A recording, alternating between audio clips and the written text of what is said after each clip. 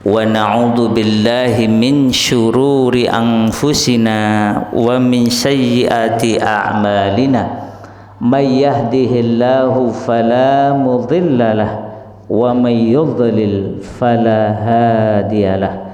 Asyhadu an la ilaha illallah wahdahu la syarikalah wa asyhadu anna Muhammadan abduhu wa rasuluh la nabiyya wa la rasula ba'dah.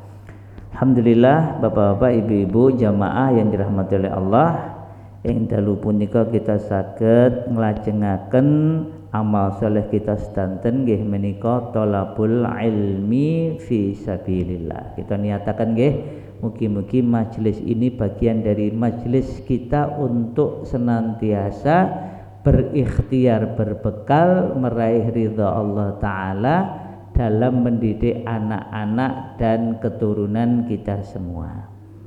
Pripun kabaripun bapak-bapak, ibu-ibu, sehat nggih? Alhamdulillah. Kepanggih pun wulan Zulhijjah. Zulqa'dah niki tesihan nggih. Pun ajeng beleh sapi napa? Nggih, ajeng do kurban niki ketinggal nggih. Pinten biasanipun niki kurbanipun? Jangan hanya korban perasaan nggih Bapak Ibu nggih. Korbanipun sapi napa? Nggih, napa mendo. Nggih, Ibu Bapak sekalian, kita nglajengaken kitab Manhaj At-Tarbiyah An-Nabawiyah Litifo, metode Nabi dalam mendidik anak. Karena Allah Bapak Ibu telah menegaskan laqad kana lakum fi rasulillahi uswatun hasanah. Allah telah tetapkan Rasulullah niku sebagai uswah hasanah, teladan kebaikan bagi orang-orang beriman, termasuk dalam mendidik anak. Nah, satu di antara kaidah penting dalam mendidik anak Bapak Ibu sekalian adalah al-istijabah li huquqil abna atau li huquqil aulad, yaitu memenuhi haknya anak. Terus memenuhi haknya anak. Memenuhi haknya anak, menerima kebenaran yang datang dari anak-anak kecil, meskipun dia umurnya masih kecil, masih muda, itu akan membentuk pribadinya menjadi pribadi yang tenanan, menjadi pribadi yang bertanggung jawab, sekaligus juga pembelajaran bagi anak-anak kita dan diri kita sendiri, kemauan untuk saling memberi dan saling menerima. Rasulullah Shallallahu Alaihi Wasallam suatu kali Bapak Ibu ngeten niki nggih, pengawasan ngeten niki, terus enten engkang bagi-bagi unjukane, membagi minuman. Nah, ketika minuman sampai ke Rasul, itu beliau minum dan kemudian ingin berbagi minuman yang beliau minum ini kepada orang sebelah kirinya. Biidznillah, yang kiri itu seorang yang sudah senior, ada yang mengatakan itu adalah Abu Bakar, sedangkan yang di kanan ini masih anak kecil. Ada yang bilang itu Abdullah bin Abbas atau Al-Fadl bin Abbas. Kalau normalnya wong Rasulullah niku pemimpin, sudah senior, itu langsung memberikan ke sebelah kiri atau minta izin ke yang sebelah kanan, cah cilik sebelah kanan Bapak Ibu. Normalnya wah cah cilik rasa langsung wae. Gitu ya. Tetapi Rasulullah Shallallahu Alaihi Wasallam memenuhi hak yang di sebelah kanan meskipun dia anak kecil. Dia Rasulullah SAW menengok kepada dia yang sebelah kanan ini, kemudian beliau bersabda, apakah engkau izinkan aku untuk memberikan minum kepada mereka, kepada para syekh, orang-orang tua yang di sebelah kiri? Maka si anak menjawab, mboten, kula saya tidak akan memberikan bagian saya kepada seorang pun. Jadi ini karena urusannya itu keberkahan dari Rasulullah Sallallahu Alaihi Wasallam, kebaikan yang sangat baik. Anak kecil ini tidak mau memberikan bagiannya ke orang lain, dia pengen dapat dulu. Maka kemudian Rasulullah memberikan kepada yang kanan dulu, si anak kecil baru dibagikan ke sebelah kiri.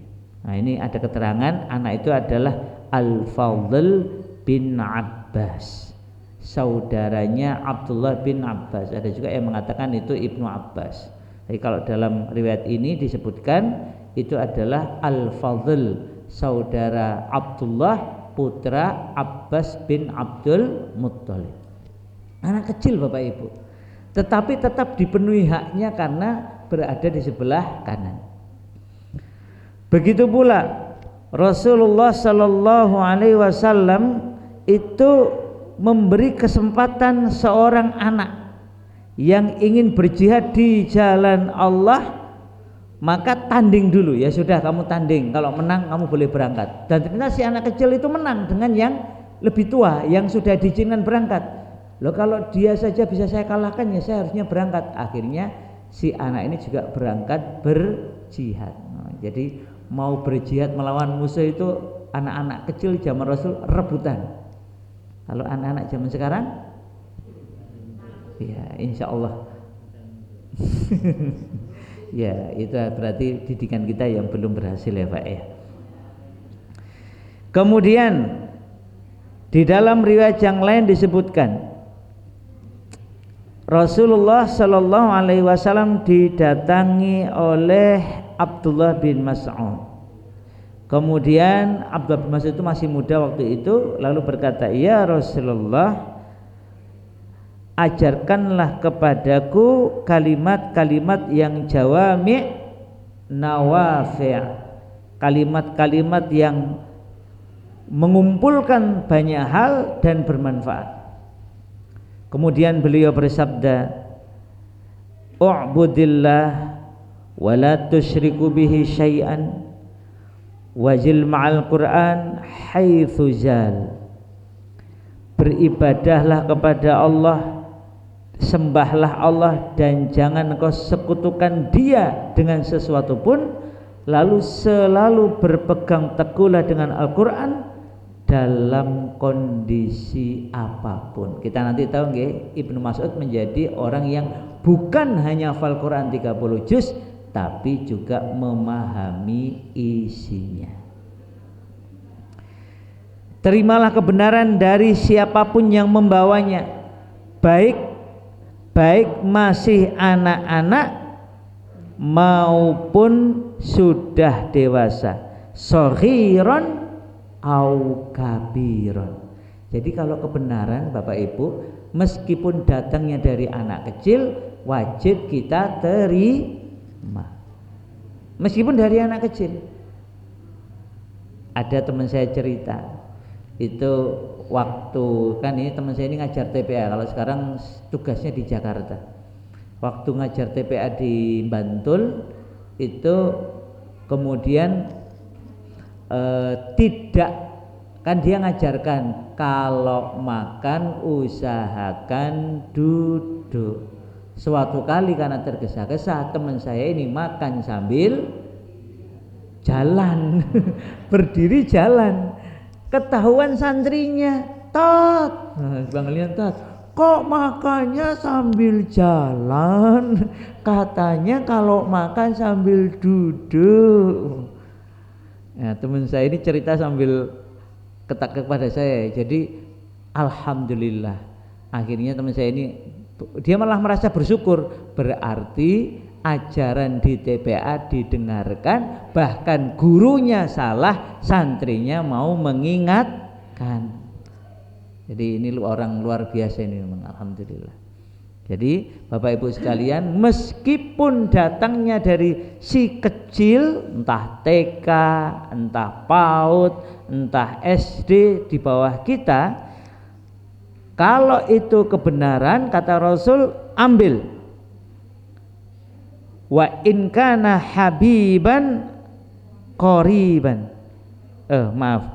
Jadi kalau datang kebenaran diambil, ya, walaupun kamu cintai dan dekat, ya. Jadi kalau kebenaran itu, mohon maaf, datangnya dari anak kecil, baghidhan ba'idan, ada kebenaran datangnya dari si kecil atau si besar, lalu orang ini baik kecil atau besar itu baghidhan ba'idan, kita nggak suka, jauh dari kita, hubungannya jauh, perasaan kita juga nggak dekat dengan dia, tetapi kalau benar ambil.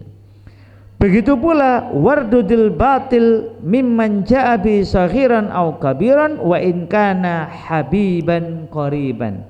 Begitu pula kalau ada kebatilan dibawa kepada jenengan yang bawa anak kecil maupun anak besar tapi batil, meskipun anak itu orang itu jenengan sukai, jenengan cintai, tolak.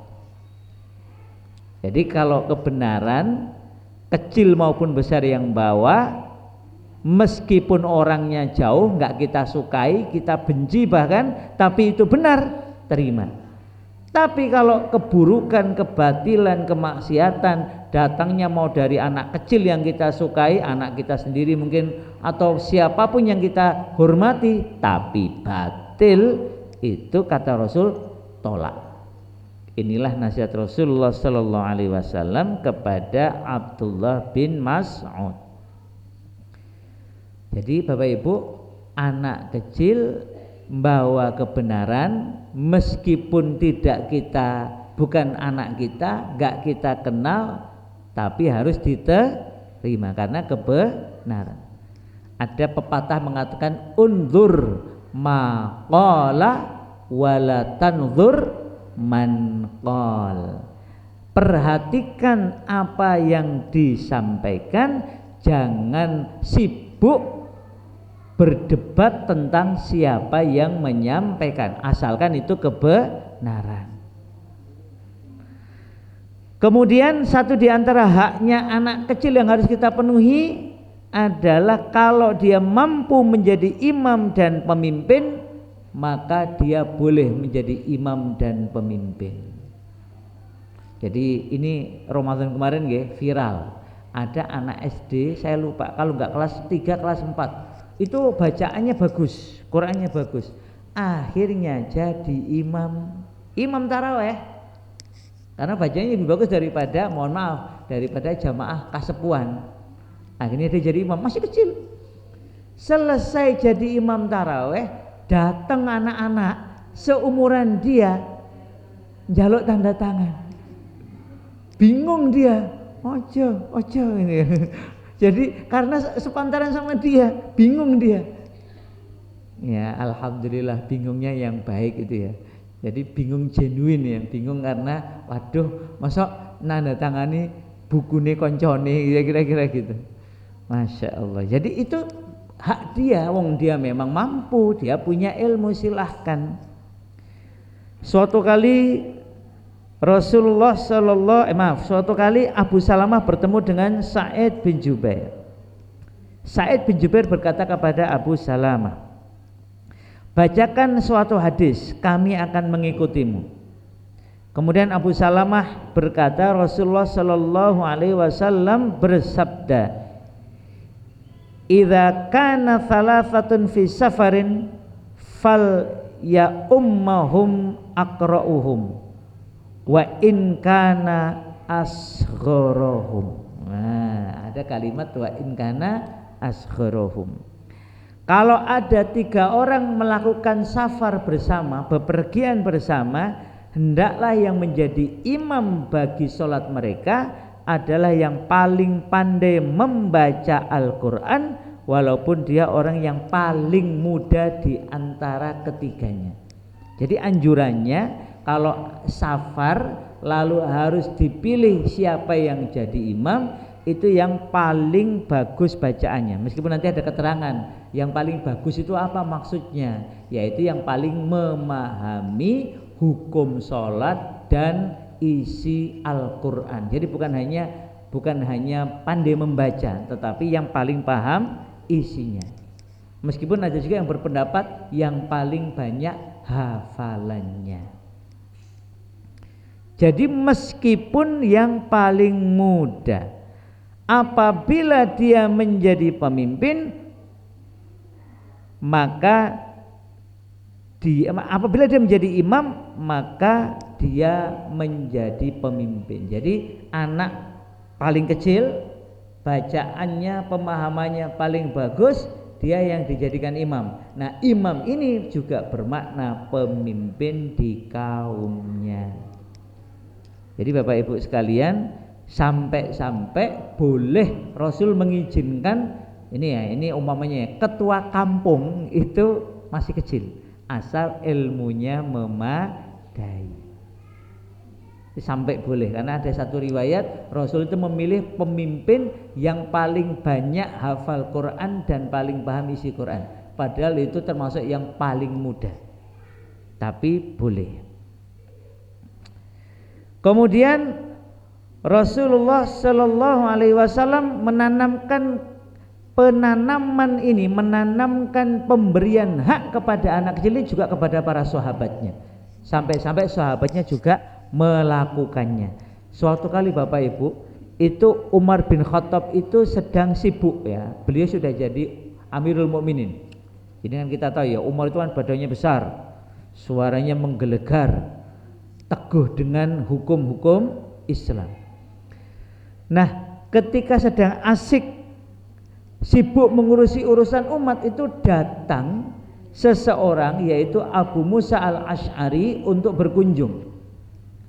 Ketika Abu Musa sudah menyebut beberapa kali kok Umar enggak menjawab, kelihatannya sibuk, akhirnya Abu Musa pergi.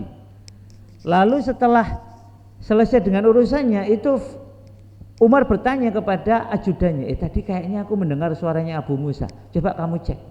Ternyata Abu Musa itu pergi. Maka kemudian minta dipanggil lagi. Lalu setelah ketemu, Umar bertanya, ya Abu Musa, kenapa kok kamu pergi?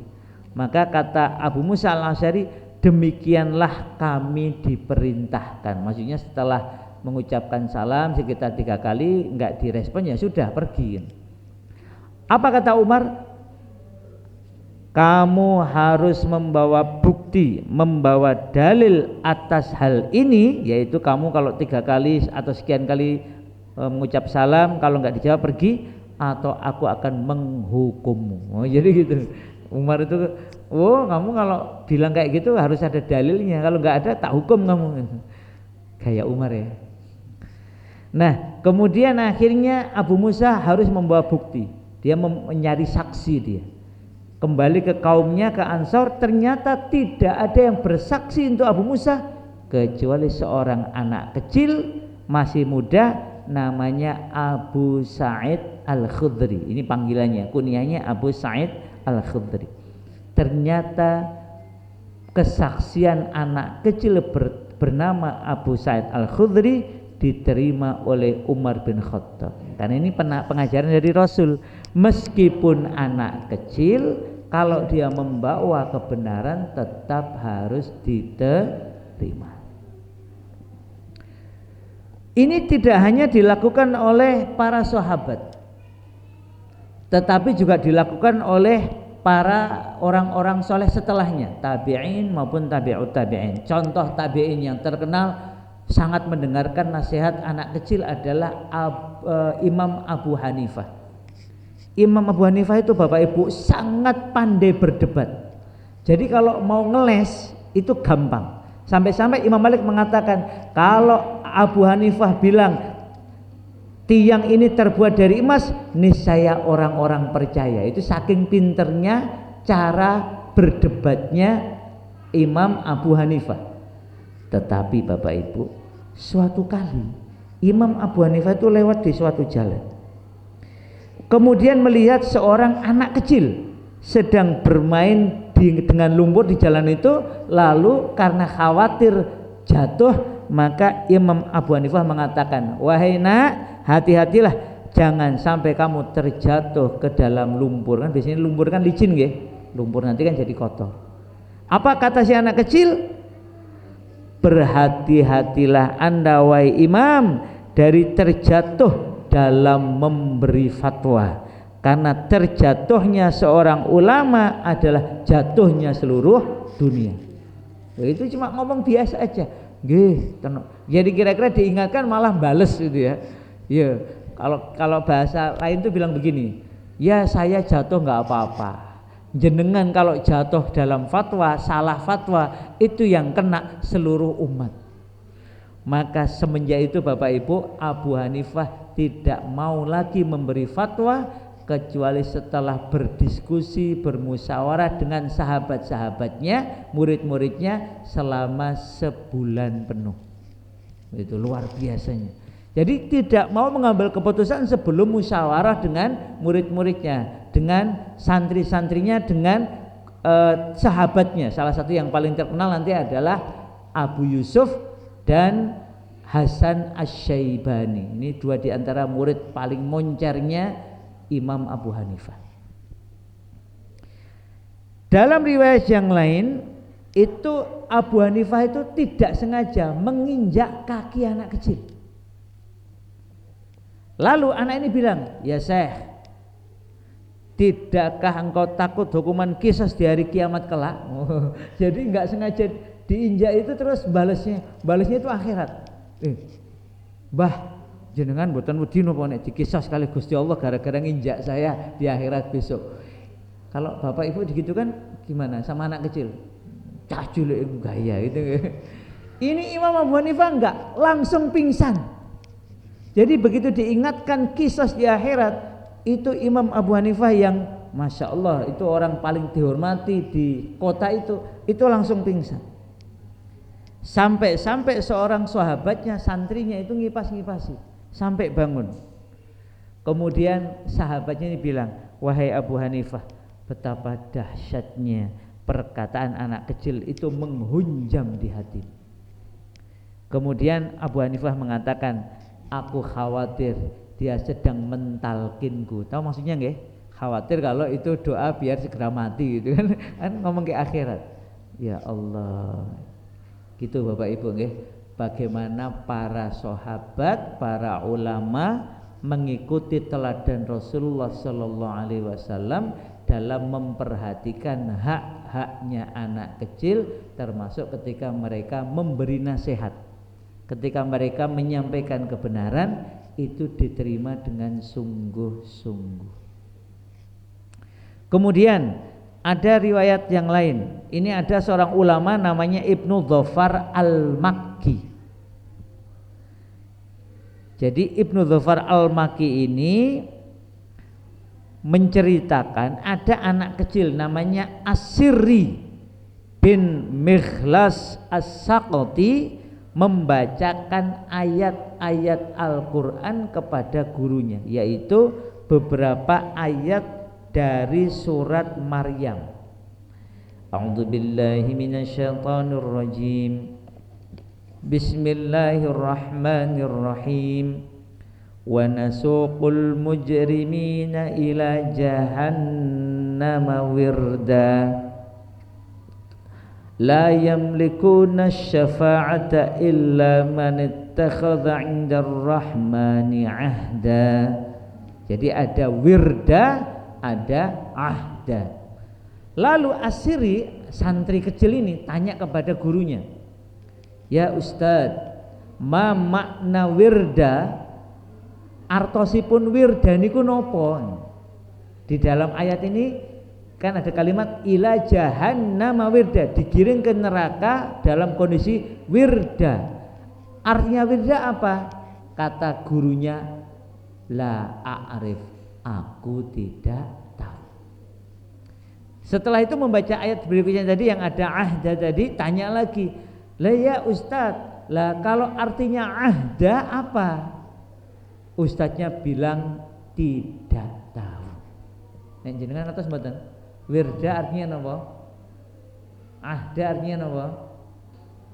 Buka terjemah nanti nggih.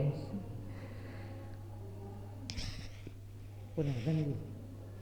Nggih, terakhir nggih.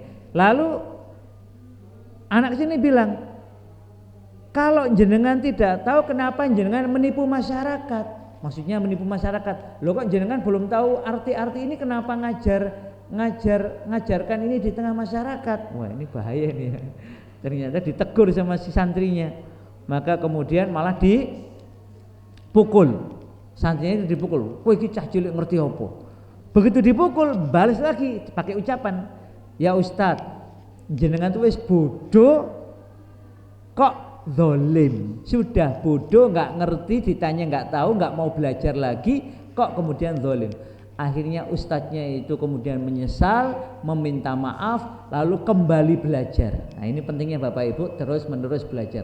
Lalu kata dia, Asiri santriku itu telah membebaskanku dari perbudakan kebodohan. Bodoh itu kayak jadi budak Bapak Ibu. Maka kalau kita masih mau belajar, alhamdulillah. Wirda artinya dahaga. Ahda artinya, nih di sini terjemahnya ada nih. Ahda artinya apa? Perjanjian. Ngoten nggih Bapak Ibu. Mari kita tutup dengan doa penutup majelis. Subhanakallahumma wa bihamdika asyhadu an la ilaha illa anta astaghfiruka wa atubu ilaik. Wabillahi taufiq wal hidayah. Wassalamualaikum warahmatullahi wabarakatuh.